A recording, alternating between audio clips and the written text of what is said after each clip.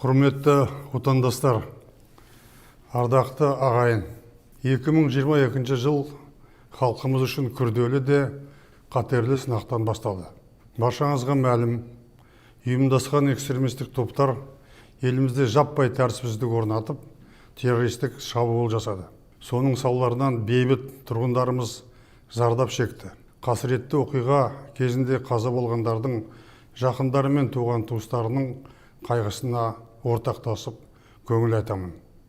Лаңкестер елдігіміз бен егемендігімізге, тыныштығымыз бен тұтастығымызға қауіп төндіріп, жұрттың берекесін қашырды. Президентіміз Қасым-Жомарт Кемелұлы Тоқаевтың шұғыл шешімдерінің арқасында ел іргесі сөгілген жоқ. Мемлекет басшысын қолдау баршамыздың азаматтық борышымыз. Ендігі кезекте осы оқиғадан сабақ алып, мұндай бассыздыққа жол бермеуге тиіспіз. Бабаларымыз ғасырлар бойы аңсаған тәуелсіздіктің 30 жыл ішінде атқарған істеріміз аз емес. Қазақстан әлемге танылған еңселі елге айналды. Ұлан-ғайыр шекарамыз түбегейлі бекітілді. Елімізде іргелі реформалар жүзеге асып, Орталық Азияда көш бастадық. Еуразия жүрегінде сарыарқа төсінде жаңа астанамыз бой көтерді. Бірлік барда ешбір жау сағымызды сындырмайтынына біз сенеміз. Уважаемые казахстанцы, дорогие соотечественники, январские события потрясли весь Казахстан. Целью этих организованных беспорядков и атаки на Казахстан было разрушение целостности страны и устоев нашего государства. Эти события еще раз показывают, что независимость нужно беречь, как зеницу ока, как хрупкий сосуд, требующий особо бережного обращения.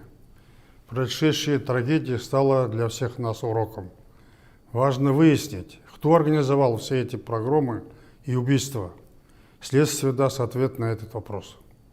Выражаю искренние соболезнования родным и близким погибших, а пострадавшим желаю скорейшего выздоровления.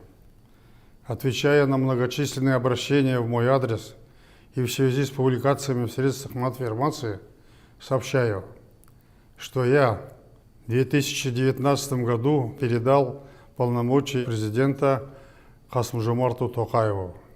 И с тех пор являюсь пенсионером и в настоящее время нахожусь на заслуженном отдыхе в столице Казахстана и никуда не уезжал. Президент Қасым-Жомарт Тоқаев обладает всей полнотой власти. Он председатель Совета Безопасности. В скором времени он будет избран председателем партии Нур-Отан.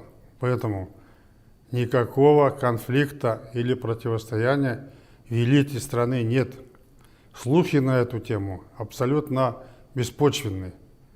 Всем известно, что я 30 лет, не покладая рук, работал во имя нашей Родины. Мы укрепили ее границы. Мы проводили прогрессивные реформы. Мы вместе построили независимый Казахстан, добились больших результатов в социально-экономическом развитии. Стали лидерами по многим показателям не только в Центральной Азии, но и в СНГ. Казахстан стал узнаваемым, авторитетным государством в мировом сообществе. Это все результат сплоченности и единства всех казахстанцев. Стабильность и спокойствие в стране всегда были моей целью. Всем нам надо беречь эти неприходящие ценности.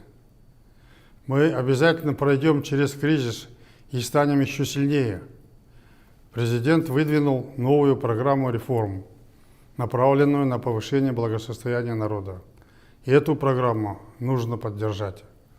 Желаю вам, дорогие соотечественники, здоровья и благополучия.